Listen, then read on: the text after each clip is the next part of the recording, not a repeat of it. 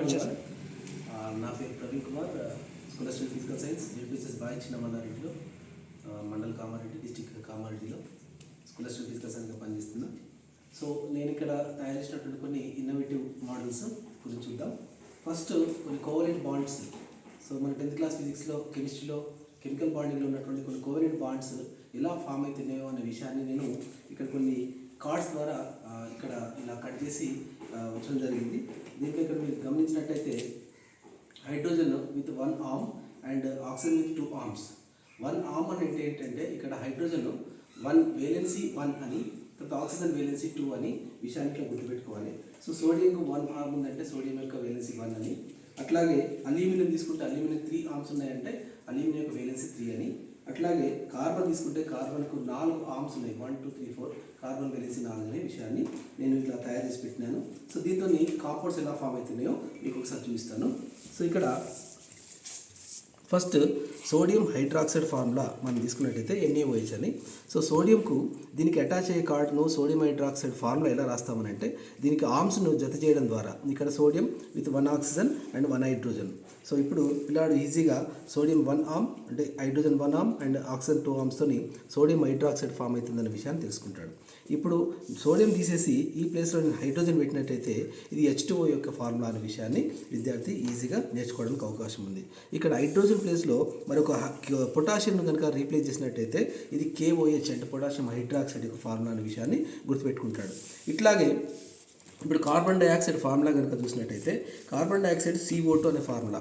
So కార్బన్కు 4, దానికి violence 4 కాబట్టి oxygen 2 అవసరం అవుతాయి. కాబట్టి 2 ఆక్సిజన్లతోని మనకు ఒక కార్బన్తో కార్బన్ డైఆక్సైడ్ ఫార్మేషన్ను ఈ రకంగా విద్యార్థి జత చేసి కార్బన్ డైఆక్సైడ్ ఫార్ములా CO2 అనే విషయాన్ని విద్యార్థి ఈజీగా తెలుసుకునే అవకాశం ఉంది. అట్లాగే ఐరన్ సంబంధించిన ఐరన్ ఆక్సైడ్, మెగ్నీషియం సంబంధించిన మెగ్నీషియము, తర్వాత అల్యూమినియము, కాల్షియము అలాంటి కొన్ని మాలిక్యూల్స్ యొక్క కోవలెంట్ మన అయానిక్ కాంపౌండ్స్ యొక్క ఫార్ములాస్ తెలుసుకోవడానికి అవకాశం ఉంది.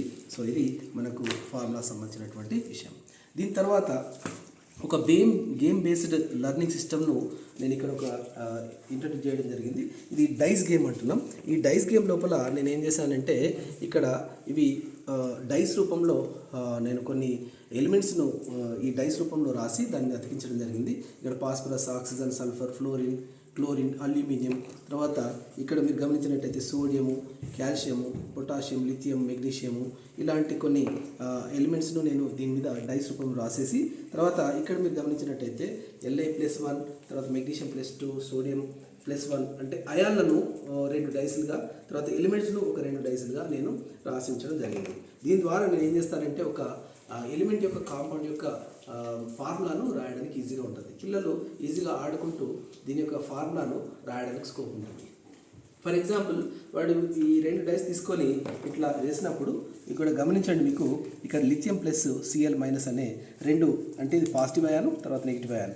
ఈ కాటయాన్ తర్వాత ఆనయాన్ అనేటువంటి 2 అయాన్లను వాడు ఏం చేస్తాడంటే ఇక్కడ మెటల్ అయాన్, దీంట్లో మెటల్ లిథియం కాబట్టి లిథియం ప్లస్, తర్వాత నాన్ మెటల్ Cl- కాబట్టి ఇలా వేసిన తర్వాత ఇందులో లూయిస్ డాట్ స్ట్రక్చర్ ముందుగా ఈ గేమ్ ఆడించడానికి ముందు విద్యార్థులకు ఏం చెప్పాలంటే లిథియం యొక్క తర్వాత కొన్ని ఎలిమెంట్స్ యొక్క లూయిస్ డాట్ స్ట్రక్చర్ను ముందుగా వాళ్ళకి పరిచయం చేసిన తర్వాత మనం ఈ డైస్ గేమ్ను ఆడించడం జరుగుతుంది.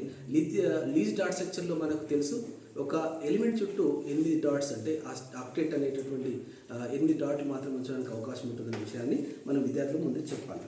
సో ఇక్కడ లిథియం మరియు క్లోరిన్ రాసిన తర్వాత మెటల్ ఆటమిక్ లూయిస్ డాట్ స్ట్రక్చర్ను సో +1 ఉంది కాబట్టి దానికి 1 డాట్ ఉంచేసి Li 1 డాట్ ఉంచుతాడు. నాన్ మెటల్ అయినటువంటి Cl రాసిన తర్వాత Cl-1 అంటే క్లోరిన్ యొక్క అటమిక్ నెంబర్ 17.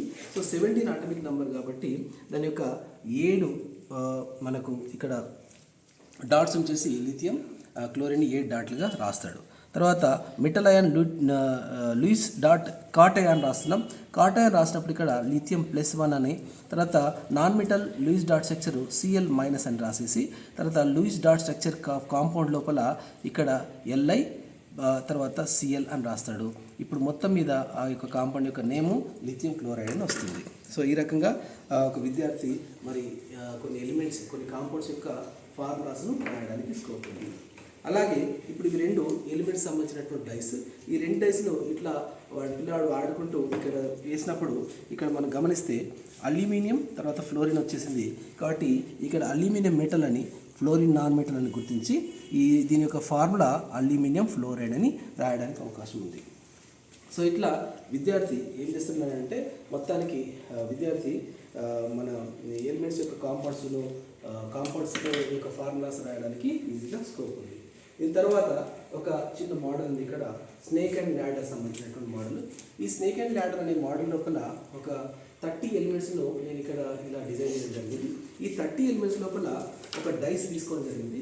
డైస్ మీద ఒక డాట్ 2, 3, 4, 5, 6 డాట్లను ఈ రకంగా నేను తయారు చేయడం జరిగింది. ఇప్పుడు ఎప్పుడైతే డైస్ వేస్తానో, డైస్ వేసిన తర్వాత ఇక్కడ ఏం చేస్తానంటే ఇక్కడ డైస్ వేసినప్పుడు ఫర్ ఎగ్జాంపుల్ 5 వచ్చింది కాబట్టి ఫస్ట్ ఇక్కడ హైడ్రోజన్ మీద 2 వ్యక్తులు దీన్ని ఆడే అవకాశం ఉంటుంది. సో 2 వ్యక్తులు ఆడేటప్పుడు ఏం చేస్తారంటే ఇక్కడ 5 పడ్డది కాబట్టి 1, 2, 3, 4, 5. సో ఫస్ట్ 1, 2, 3, 4, 5 అంటే బోరాన్ దగ్గర చేరుకున్నాడు. సో చేరుకున్న తర్వాత ఇది బోరాన్ ఎలిమెంట్ అనే విషయాన్ని గుర్తిస్తాడు. ఆ తర్వాత ఇంకా ఆపోజిట్గా ఉన్నటువంటి విద్యార్థి దాన్ని ఆడినప్పుడు 6 వస్తే అప్పుడు ఏం చేస్తాడంటే 1, 2, 3, 4, 5, 6 అంటే కార్బన్ దగ్గరికి వెళ్ళిపోతున్నాడు. ఇక్కడ పెట్టేసిన తర్వాత ఇది కార్బన్ దగ్గర నిచ్చినది కాబట్టి డైరెక్ట్గా ఈ మధ్యలో ఉన్నటువంటి ఎలిమెంట్ని తీసుకొని ఇక్కడికి వెళ్ళినప్పుడు ఈ మధ్యలో ఏమేమి ఎలిమెంట్స్ వచ్చిన విషయాన్ని కూడా గమనిస్తాడు. కార్బన్ తర్వాత nitrogen, oxygen, fluorine, neon, sodium, magnesium, aluminium, silicon, phosphorus, sulphur, chlorine, organ, potassium, calcium, scandium, titanium అంటే కార్బన్ నుంచి బిగిన ఆ విద్యార్థి టిటానియం వరకు వెళ్ళేటటువంటి ఒక ఆటను ఆడడం ద్వారా ఎలిమెంట్స్ను ఈజీగా నేర్చుకునే అవకాశం ఉందని ఇది ఒక స్నేక్ అండ్ ల్యాడర్ సంబంధించినటువంటి ఒక యాక్టివిటీ చేయడం జరిగింది. ఇంకా దీని తర్వాత ఒక పీరియాడిక్ టేబుల్ హౌస్ను పూర్తిగా 3 డైమెన్షనల్ రూపంలో ఇక్కడ తయారు చేయడం జరిగింది. ఇందులో మీరు గమనించినట్టయితే మొత్తం దీంట్లో 7 పీరియడ్లు, మన పీరియడ్ టేబుల్లో 7 పీరియడ్లు 18 గ్రూప్స్ ఉన్నాయి కాబట్టి 18 గ్రూప్స్ లోపల ఎలిమెంట్స్ ఇక్కడ first group, second group, third group, fourth group, fifth group, 6th, 7th, 8th, 9th, 10th, 11th, 12th, 13th, 14th, 15th, 16th, 17th, 18th. So 18 groups ఎలిమెంట్స్ను ఈ రకంగా 3 డైమెన్షనల్ రూపంలో చేయడం జరిగింది. మీరు గమనించినట్టయితే ఇక్కడ ఒక ఎలిమెంట్ యొక్క అటామిక్ నంబరు, దాని తర్వాత దాని యొక్క ఎలక్ట్రానిక్ కాన్ఫిగరేషన్ను ఇక్కడ చూపించడం జరిగింది. తర్వాత ఇక్కడ దాని యొక్క యూసేజ్, బోరాన్ యొక్క యూసేజ్ని కూడా ఒక చిన్న పట రూపంలో మనం చూపించడానికి ట్రై చేశాను.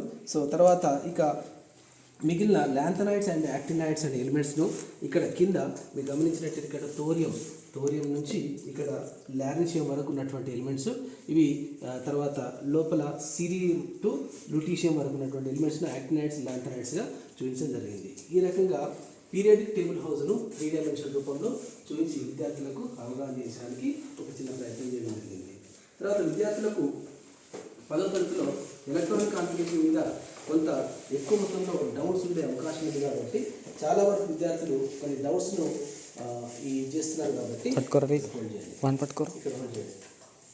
సో దీన్ని నేను ఏం చేశానంటే ఇక్కడ ఈ 1s అండ్ 2s అంటే ఫస్ట్ 1s అండ్ 2s తర్వాత 2p, 3s, 3p, 4s, 3d, 4p, 5s, 4d, 5p అనేవి ఎనర్జీ లెవెల్స్ ఆధారంగా ఎలిమెంట్స్ను ఒక చిన్న రౌండ్స్ రూపంలో ఆర్బిటాల్స్ను ఒక చిన్న స్పెరికల్ రూపంలో చూపించేసి నేను ఇప్పుడు ఏం చేస్తానంటే ఒకవేళ విద్యార్థికి నేను అంటాను ఏమని, కార్బన్ ఎలక్ట్రానిక్ కాన్ఫిగరేషన్ రాయండి అన్నప్పుడు కార్బన్ యొక్క అటామిక్ నెంబర్ విద్యార్థికి తెలిసి ఉండాలి. కార్బన్ యొక్క అటామిక్ నెంబర్ 6 అనే విషయం తెలుసు కాబట్టి నేను ఇక్కడ కొన్ని చింతగిరి తీసుకున్నాను, అవి అవైలబుల్ లేకపోవడం వల్ల ఇక్కడ కొన్ని స్టోర్స్ మార్పులు తీసుకోవడం జరిగింది. ఇక్కడ మీరు అబ్జర్వ్ చేస్తే ఈ కార్బన్ అన్నప్పుడు కార్బన్ యొక్క అటామిక్ నెంబర్ 6 కాబట్టి 6 అని రాసేటప్పుడు ముందుగా ఏం చేస్తారంటే విద్యార్థి మనం ఈ ఎలక్ట్రానిక్ కాన్ఫిగరేషన్ రాయించే తరుణంలో విద్యార్థికి ముందు చెప్పాల్సింది ఏంటంటే ఒక్కొక్క రౌండ్ లేదా ఒక్కొక్క బాక్స్ను ఒక్కొక్క ఎలిమెంట్ చేరిన తర్వాత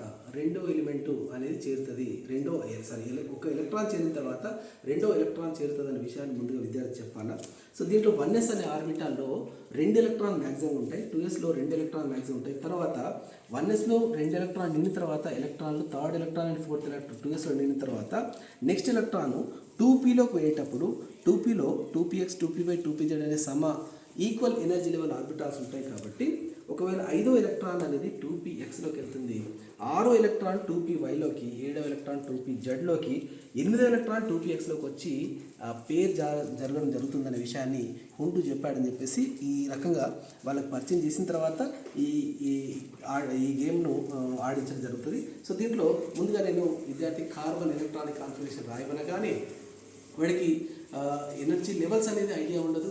రెండవది ఎలక్ట్రానిక్ కాన్ఫిగరేషన్ రాసడంలో కొంచెం ఇబ్బంది ఏర్పడుతుంది. కాబట్టి ఈ రకమైనటువంటి ఒక చిన్న ప్రయత్నం ద్వారా విద్యార్థి సులభంగా నేర్చుకునే అవకాశం ఉంది. ఫర్ ఎగ్జాంపుల్ కార్బన్ ఉన్నాం, కార్బన్ 6 కాబట్టి ఫస్ట్ 1sలో ఒక ఎలక్ట్రాన్ ఉంచిన తర్వాత ఇవన్నీ ఇక్కడ ఉన్నటువంటి రాళ్ళన్నీ కూడా ఒక ఎలక్ట్రాన్స్ అనుకుంటే 1sలో 2 ఎలక్ట్రాన్స్ ఫుల్ఫిల్ అయినాయి. తర్వాత 2sలో 3rd ఎలక్ట్రాన్, 4th ఎలక్ట్రాన్ కూడా 2sలో పోతుంది. 5th ఎలక్ట్రాన్ వచ్చేసరికి 2pలోకి వెళ్ళాలా, 2pలో ముందుగా 2pxలోకి వెళ్తుంది. ఆ తర్వాత ఎలక్ట్రాన్ 2pxలో జత కూడకుండా సమశక్తి అంటే ఈక్వల్ ఎనర్జీ లెవెల్ ఆర్బిటాల్లో ఒక్కొక్క ఎలక్ట్రాన్ చేరాలి కాబట్టి 2pyలకు 2 ఎలక్ట్రాన్ పోతుంది. దీని ద్వారా వాడు విద్యార్థి ఏం చేస్తాడంటే దీని యొక్క ఎలక్ట్రానిక్ కాన్ఫిగరేషన్ను విద్యార్థి సులభంగా ఏం చేస్తాడంటే ఇక్కడ 1sలో 2 ఎలక్ట్రాన్స్ కాబట్టి 1s2 అని, 2sలో 2 రాళ్ళు ఉన్నాయి, 2 రాళ్ళు అంటే 2 ఎలక్ట్రాన్స్ కాబట్టి 2s2 అని, 2pలో 2 ఎలక్ట్రాన్స్ కాబట్టి 2p2 అని, ఇలా 1s2 2s2 2p2 అని కార్బన్ యొక్క ఎలక్ట్రానిక్ కాన్ఫిగరేషన్ను ఈజీగా గుర్తించే అవకాశం ఉంది. ఫర్ ఎగ్జాంపుల్ ఇప్పుడు మనము ఒక ఫ్లోరిన్ యొక్క ఎలక్ట్రానిక్ కాన్ఫిగరేషన్ అడిగినామనంటే ముందుగా ఏం చేస్తాడంటే ఫ్లోరిన్ అనగానే విద్యార్థికి 30 వరకు ఉన్నటువంటి ఎలిమెంట్స్ యొక్క అటామిక్ నెంబర్ తెలిసి ఉండాలి. అటామిక్ నెంబర్తో పాటు ఎన్ని అటామిక్ నెంబర్ ఉందో అందులో ఉన్న ఎలక్ట్రాన్ సంఖ్య తెలియస్తుంది అనే విషయాన్ని విద్యార్థి తెలిసి ఉండాలి.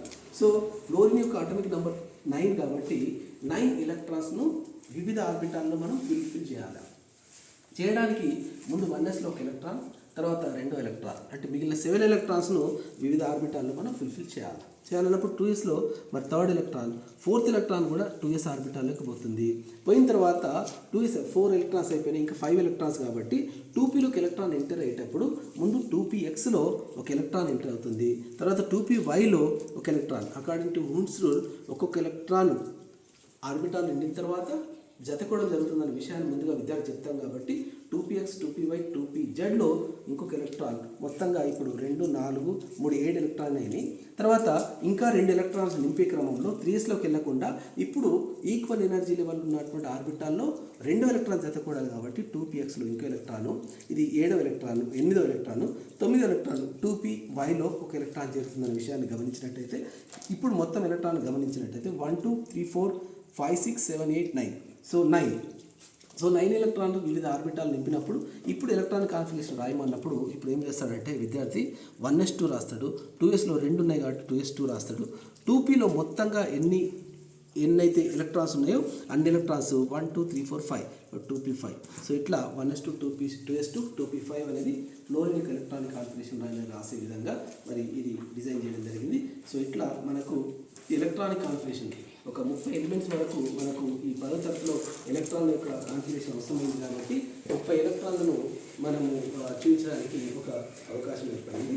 దీని తర్వాత మనకు విద్యార్థులకు కొన్ని ఈ డైస్ ఇవ్వడం ద్వారా ఈ డైస్తో ఓకే డైస్ ఇచ్చినప్పుడు ఇక్కడ కొన్ని ఎలిమెంట్స్ యొక్క యూసేజ్ను ఒక 30 ఎలిమెంట్స్ను వాటి యొక్క యూసేజ్ను నేను ఇలా కార్డ్ రూపంలో రాయడం జరిగింది. మీరు గమనిస్తే ఇక్కడ కార్బన్ ఉంది, కార్బన్ యొక్క యూసేజ్ని కూడా ఇక్కడ నేను ఇట్లా బోరాన్ ఉంది, బోరాన్ యొక్క యూసేజ్ను ఇక్కడ వెనకాల నేను కార్డు మీద ప్రింట్ చేసి దీన్ని ఇలాంటి కార్డ్స్ ద్వారా నేను నేర్పించే ప్రయత్నం చేశాను. ఈ చిన్న ప్రయత్నంలో విద్యార్థి ముందుగా ఈ డైస్ను ఇట్లా వేసేసిన తర్వాత 2 అన్నాడు.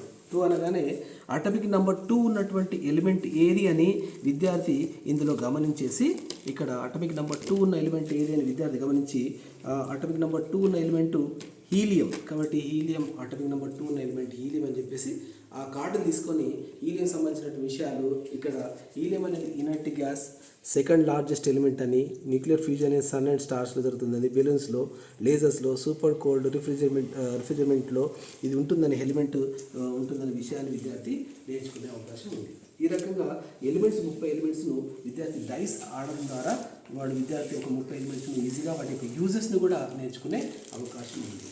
దీని తర్వాత మనకు కొన్ని వేవ్స్ సంబంధించినటువంటి విషయంలో వేవ్స్. సో ఇక్కడ మనం ఇది చూడండి, తరంగాలు ఏర్పడే విధానంలో ఇక్కడ దీన్ని నేను ఐస్ క్రీమ్ పుల్లలతో అతికించేసి ఒక ప్లాస్టర్ని అతికించాను. దీనికి ఎలాంటి ఖర్చు లేదు.